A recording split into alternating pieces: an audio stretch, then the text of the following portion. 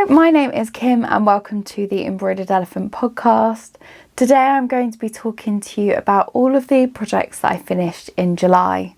Now this is going to be released mid-August, hopefully in the next weekend or so.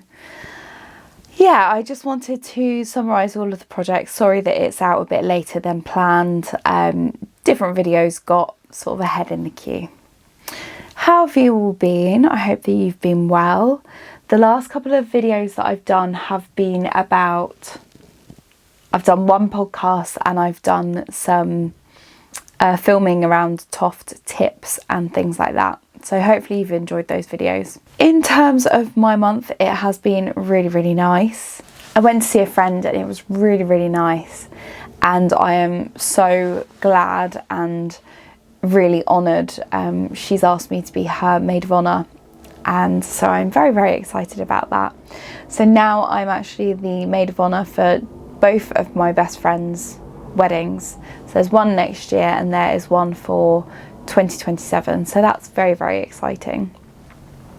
So I've had that going on in sort of on the sidelines, so that's good. I have also, obviously at the start of the month, I also came back from America. So yeah, that was quite a busy, July was quite a busy month, just with lots of different things going on. Getting videos together so that I can sort of be more consistent, trying to catch up with crochet, etc. So a lot going on, but it's fine, everything's good. So to start off with, I am going to talk about some projects that I have done, and I just want to say the first one, husband, if you are watching, you're probably not, but if you are watching, stop watching. And the reason I say that is because I have started making some presents for people early. So I have mentioned before my anniversary, so that my relationship anniversary with my partner, my husband, is coming up to 8 years in October, and it will be our first wedding anniversary in October as well. So I've made quite a special little gift for him, but obviously I'm not going to give it to him yet, so this is really early. So if you're watching, just stop watching. I have made a video about this project. Obviously I'm not going to release it yet. I'm going to release it closer to October time, just so that I can hopefully keep it as a bit of a surprise, because I've got quite a lot of birthdays coming up now, and I've obviously got my anniversaries coming up which I'm making presents for, and I have also got Christmas coming up, as has everyone else. I start thinking about crocheting and handmade presents sort of earlier on, so that I give myself a better chance of actually completing the projects. So enough talking about the project and talking about it. I am going to actually introduce you to it. So earlier on in the year, or maybe it was the end of last year, I can't remember exactly, I bought quite a few Toft crochet flower kits. And two of the kits that I bought, there was one for a tulip and one for a rose. So I'm sure I've shared this story before, so just as a summary, when me and my husband got married, I was wearing his jacket with two crocheted flowers in the top pocket that I'd made for him. My sister was really cold, so I took my jacket off and I gave it to her. Unfortunately, when I took it off, the flowers fell out of the top pocket. The next day, when I realised that they weren't there, I went to find them outside where we got married. The real flowers, so the bunch of baby's breath, was on the floor, but the crocheted flowers that I'd made for him were not there.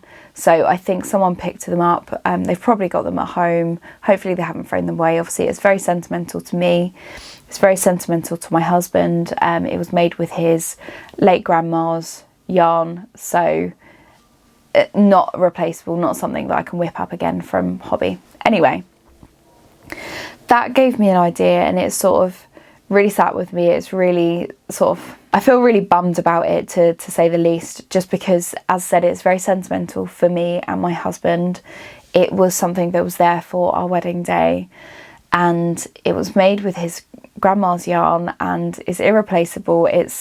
I could make new ones, but they weren't the ones that were there on the day. So really affected me, affected my husband as well, but we can't replace them. I put an advert out asking anyone to return them.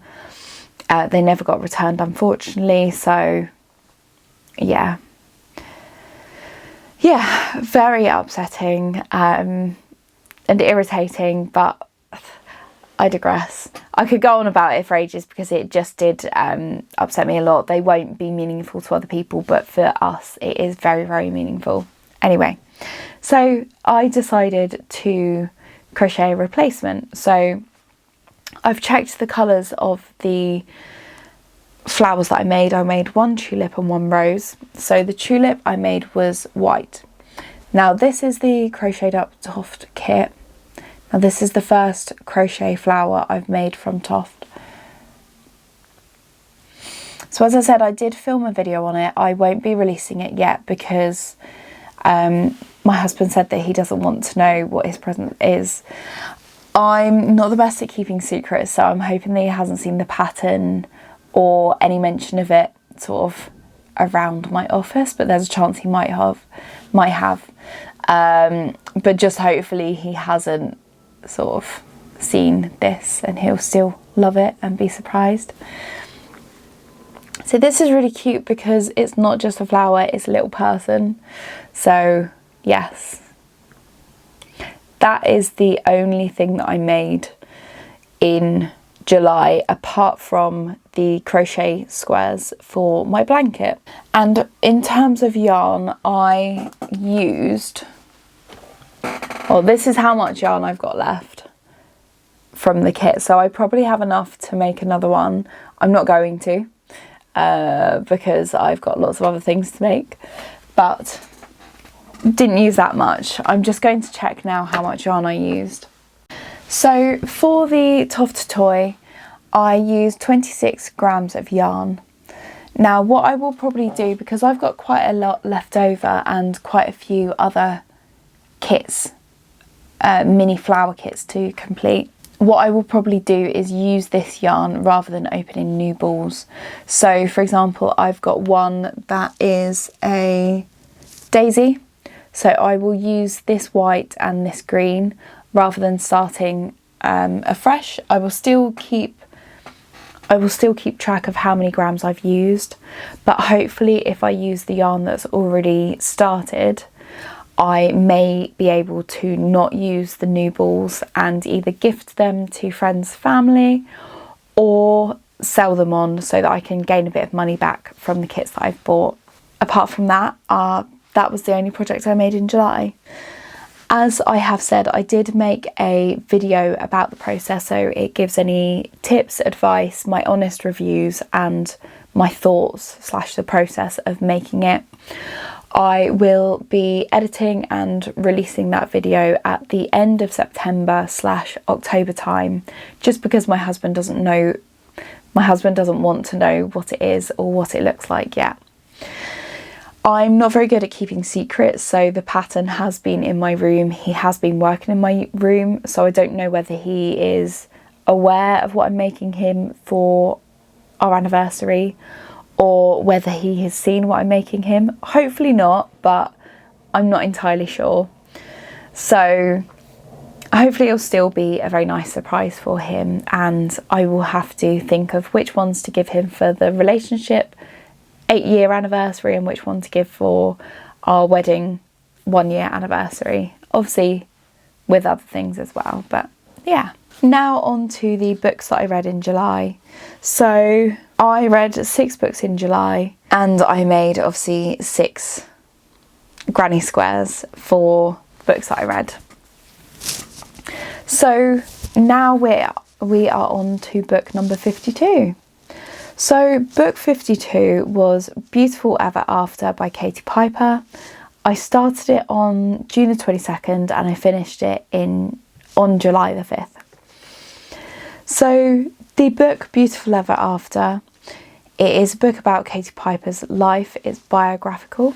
So when I say her life, it is, in case you don't know who Katie is, Katie Piper was a model. I think she did some TV work as well. And unfortunately she was attacked. So she was assaulted by a male. Then she went on to experience an acid attack. She has a book just surrounding the attack and the assault itself and the immediate sort of impact on her. And I read the second book, which talks more about her. Again, it is her recovery, but it's more about her and her rebuilding her life after the assault and the attack. Getting involved in her charity, moving on with her life, and particularly around dating. It's very interesting. Her experiences with dating, men, relationships, just lots of things like that. So it was a really good book. It was really interesting. This is the book square that I made, which is beautiful. It really summarises her favourite colours being pink. She comes across as quite a girly girl, and obviously the colours on the cover as well. Book number 53 is When Breath Becomes Air, and it's by Abraham Verghese and Paul Kalanithi. So I read this between the 6th and the 17th of July. This is the square that I made. So Paul is a surgeon. He's currently in residency. He is training to become a doctor. So he's training really hard. And the hope is that after he finishes, obviously he will build his career in the hospital. Whilst he is training, he is diagnosed with a medical problem, quite a severe one. And it is sort of touching between life and death.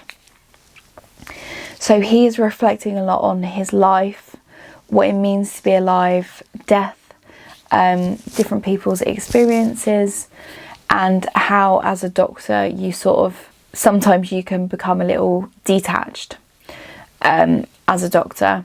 And it's very interesting for him to be both a doctor and a patient, and to balance the line between the two roles, and how that impacts him, how it impacts his family, and just his insight is just really, really interesting. It's a very heartfelt book, and I'm sure that if you read it, you wouldn't regret it.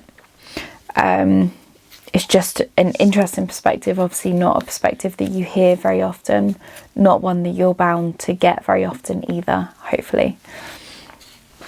So again, this is the square that I made. And this is the book next to the book cover and a close-up of the square. Book number 54 is on a completely different level. It's about a different topic. It was a graphic novel as well. And the book is called The Times I Knew I Was Gay. And it is by Eleanor Crewes. It is kind of exactly what it says on the tin. It is about Ellie and her life growing up, and times where she thought that she might be gay, or that she was more attracted to women than men, or girls than boys, and how she sort of for a long time she pushed these feelings to the side and did what she thought that she was meant to do, which was date guys and sort of follow that stretch. So she does come out a few times to her friends, and then she sort of reels it back in and pretends that nothing happened. And it is her story about sort of coming out to both friends and family, and how she did this, and the struggles beforehand, and sort of her internal thoughts and feelings and reasons why she didn't come out initially. So it's very interesting. It's an easy read. I finished it in 2 days. So I started it on the 18th. I finished it on the 19th of July. So a very quick read. The illustrations are beautiful, they're very bright. They really make you think if you've ever questioned sort of who you are, or you've gone along with who you feel you're meant to be, or if you feel you follow the path that was sort of you're meant to go down, or if you've ever questioned anything like your sexuality. Is quite a good read. I would recommend it, definitely. It gives you some insight into how she was feeling as well, and how probably many other people are feeling before they come out. So this is the square, and this is the square next to the book cover, and this is the square in more detail. Book number 55 was the second part of the Richard Osman series, The Thursday Murder Club. So the second book is called The Man Who Died Twice. Again, this is book 55 for me. I started it on June the 20th. I finished it on the 21st of July. So again, this follows the friends who are at Cooper's Chase, I think it's called, the retirement home, or the sort of where they live. It particularly follows Elizabeth, an old friend of hers from the past, has come to her, reached out to her for some support. He's in a bit of trouble. There's a diamond that's gone missing from a big important sort of gang member, or he's involved in gangs, and Elizabeth has to try and work out what's happened. Obviously she works alongside the rest of the crew, the rest of her friends, or the Thursday Murder Club. Alongside that, Ibrahim, which is one of the key members of the group, is attacked, and it's sort of his impact, the impact on him as a person, and how something quite small in the grand scheme of things, i.e. the attack probably lasted about 5 minutes at most, how that affects him, and obviously being an older person, the way that he progresses with life, the way that he is much more careful about what he does and what that means to him and his individuality and his independence as well. To be completely honest, I didn't enjoy this book as much. It felt a little bit samey, although the issues were different. Because the characters were the same, it was a little bit samey for me. Personally, I found it difficult to get into, hence why the book took me so long to get through. I probably won't be reading the third and fourth book of the series, just because, as said, I found it difficult to get into.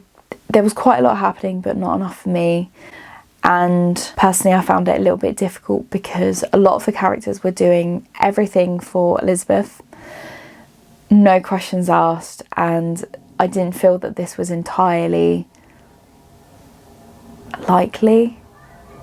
If she doesn't give a lot back in return, that people would keep doing things for her, although that would be very nice. As I said, I found it a bit difficult to get on with, and she did irritate me a little bit, so just to be completely honest. So this is the square that I made. Because the start of the ball of hand-dyed yarn was more blue, I was hoping it would be more blue throughout, but obviously it wasn't. Not a big issue. So this is the book cover with the book, and this is the square in more detail. Just completely irrelevant. If you can hear that my voice is a little bit croaky, I actually don't know why that is. I've been a bit croaky for the last week. I'm feeling perfectly fine, touch wood. I don't know, maybe my throat is just having a bit of a moment. It's not very happy for whatever reason. But yeah, if I sound a little bit more manly or croaky than normal, I feel fine. I am fine. It's just a little bit deeper. It's just having a moment. So number 56. This is a really colourful square and I love the colours of it. This was the book A Love Song for Ricki Wilde, and it was by Tia Williams. So this was a book that I finished for book club, which I will talk about in August's video, because it was something that I did in August, obviously. The book itself is about Ricki Wilde, and she is sort of the black sheep of the family. She's never quite fitted in. She's never felt that she fits in. Her father owns a business and it's quite good. Her 3 older sisters are involved in the business and they're sort of expected to carry it, the same as Ricki is expected to continue with that line of business. She currently works as a receptionist in the funeral home for her father, and all she's ever wanted was to own a flower shop. So she goes to a meal with her family and she goes with a business plan, and her father doesn't take it very well. He says, you've got a job until the end of the week and then you're on your own, you'll have to sort it out yourself. And she is at work when an old lady comes in, and the old lady happens to have an apartment to rent in Harlem, which Ricki's always wanted to go to, and it's got the perfect space out the front for a flower shop. So Ricki moves to Harlem and she chases her dream of building a flower shop. While she's out there, although that's a big part of it, she meets a guy and they have a sort of weird relationship. He's very strange. He doesn't want to be anywhere near her. She is sort of fighting it. It is a fantasy romance book.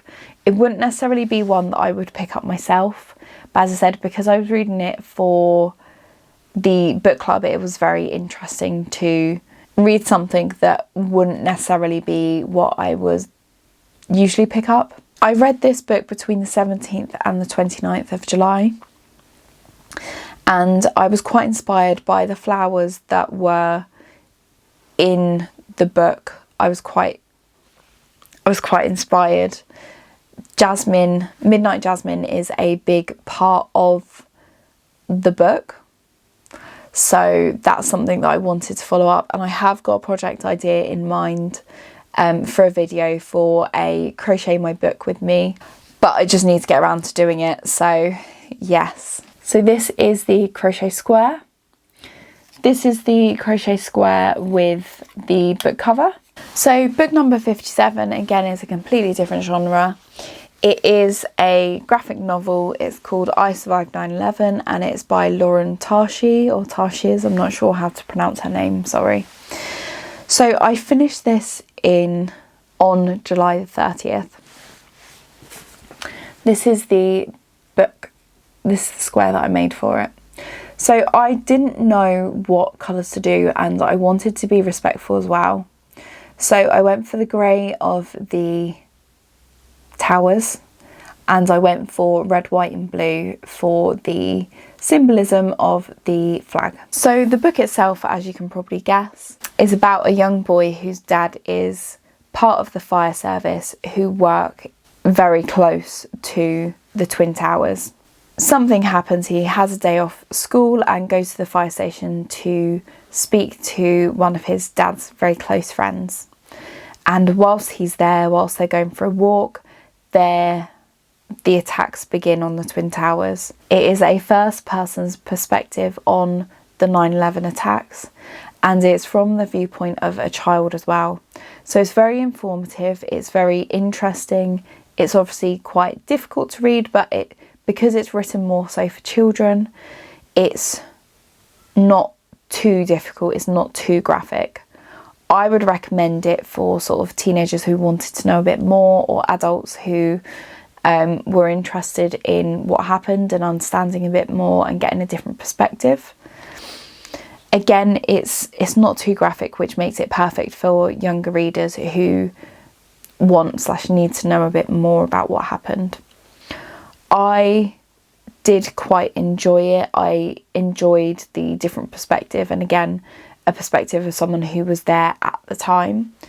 And the research in it was put at the end, and that was very interesting as well. There were facts in there that I didn't quite know, and it's quite shocking still after so many years. Obviously, it is such a big thing. So this was the book cover along with the square. And this is a close-up of the square itself. Apart from that, apart from the 6 squares that I've made and the Toft tulip, I haven't made anything else this month. But I do have some plans for the next month as well. So I'd like to finish 2 Toft kits. Obviously I've got quite a few. So at the start of the year I bought quite a few Toft kits. I would like to get the rose done for my partner so that his present is finished and I can start to concentrate on other presents to make for people who have birthdays around this time, or sort of on the run up to Christmas as well. I have previously left it quite late to hand make presents, and then it becomes a bit difficult to squash everything in, so inevitably I'll start crossing handmade presents off of the list because I just don't have time. So this year I'm starting a bit early so that I can start making maybe 1 or 2 presents every month, so that by the time it gets to Christmas, hopefully most of them are done and it's a lot easier and a lot calmer for me as well. So apart from the rose to make for my husband, the other crochet kit that I am going to be making is the Toft bird cow. It is named Ed's Best Nest, and basically you make a little fledgling, and then the competition is to put the bird in a nest of some sort, whether that is a physical nest or whether you make a nest, crochet one, or you put it in your comfy corner, your crochet corner, etc. And the competition, so 5 people will win the competition and they will win goodie bags. So I thought that this would be really cool. Firstly, the bird is going to be a present for my granddad for Christmas, and I also get a chance to enter a competition as well for something that I would love to win. So it gives me that little push to actually get it done as soon as possible. If you want more details about the competition, go to Toft's website or look at their social media. I know that they've got Instagram, I don't know if they've got anything else. Facebook I think they have as well.